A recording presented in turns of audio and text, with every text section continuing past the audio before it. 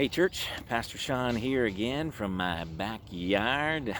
I can't wait till we can do this in person and we can just have these little conversations. But anyway, good to see you guys again and good to be here.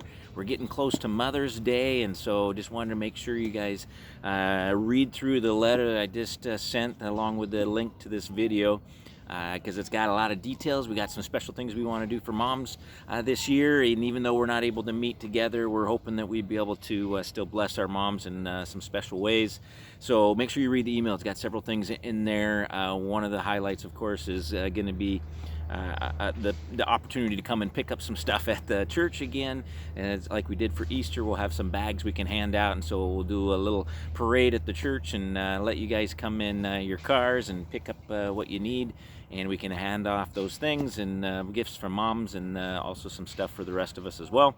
And so again, take a look at the email and the letter that I wrote, giving you some details on that.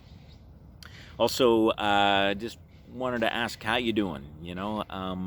I think recently I've been getting, especially the last week or two, starting to feel like I'm kind of done with all of this, right? And longing for the way things were, right? Can't we just get back to normal? And we were so many great things going on. We had a lot of sweet things happening in the church, and excited about God, what God was doing, and just so many kind of aspects of life seemed like they were going pretty good. But there was still a desire. We had just cast New Vision before all this happened, and diving into what does it mean to more fully enjoy our relationship with Jesus. But even that, there was excitement in that as we explored with the Lord. Okay, well, Lord, how can we do this better? What does this look like for us individually and as a church? This week in my just time with the Lord, He brought to mind the Israelites. And back in Exodus chapters 1 through 16, you can read this story of the Israelites coming out of Egypt. And what he drew my attention to was the Israelites' response after they'd been released from Egypt. They get out of Egypt, they do see this a miracle of the 10 plagues, and then they do see this amazing miracle of the Red Sea, the parting of the sea, right? And they walk through on dry land, and then the Egyptian army follows, and a water crash wipes them out. They don't even lift a finger. God does this all, right? And amazing how God releases them from Egypt and saves them from the hand of Pharaoh. And so now they're in the wilderness, and they are experiencing a little bit of struggle. And listen to what they do in Exodus chapter 16, verses 2 and 3. And the whole congregation of people of Israel grumble against Moses and Aaron in the wilderness. And the people of Israel say to them, "Would that we had died by the hand of the Lord in the land of Egypt, when we sat by the meat pots and ate bread to the full. For you have brought us out into this wilderness to kill this whole assembly with hunger." So they're out of food, and they get their bellies a little bit full, and they immediately look back and they're like, I wish things were the way they were before all this happened.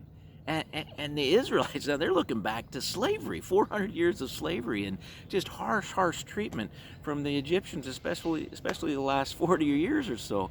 And yet they are longing to go back because of a little bit of hunger. And I can't help but the Lord, as He processes, I'm like, oh my gosh, aren't we the same? Now maybe we weren't coming out of slavery. Maybe our lives were pretty good before, and now it's disrupted, and there's a lot of struggle in what we're experiencing right now, and it's not as maybe nice as it was before. But that doesn't mean that God hasn't led us here just as much as He led the Israelites into the wilderness. And I think the Lord wanted to drive home the point for me, and just pass it on to you guys as well, is that we would not be looking back at what used to be, but that we would turn our eyes to the future and what is to come.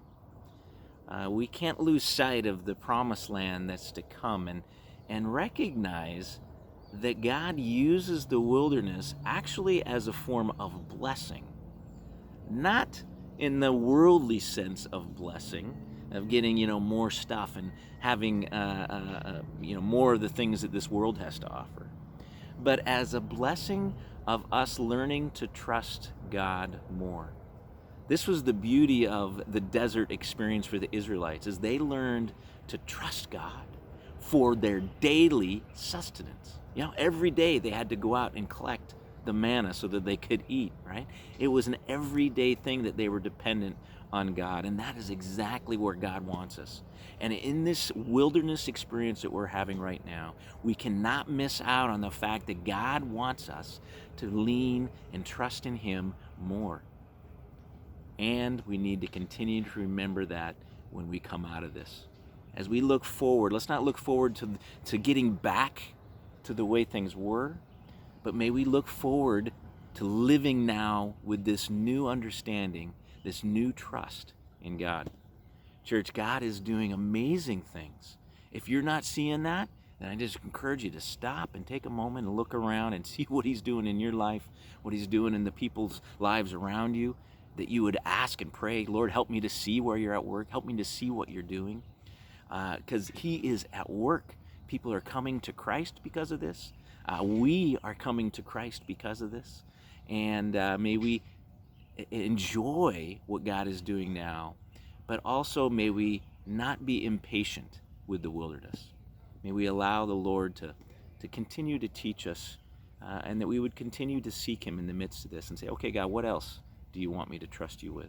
What more do you want to give? What more are you asking me to surrender to you in order that I would trust you more and live for you more fully?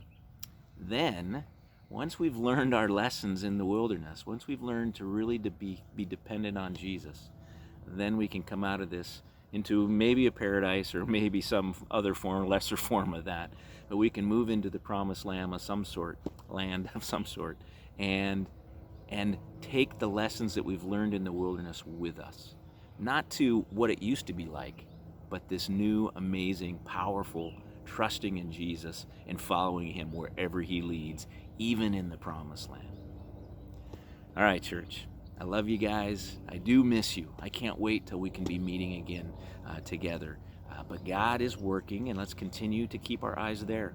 Let's not allow the frustration to build within us and the longing for the way things used to be. Let's look to the future and what God is doing in this moment now to prepare us for that future, to make us more dependent on Him. You guys are awesome. I love you, and looking forward to seeing you again on Sunday on our online services. God bless, and take care.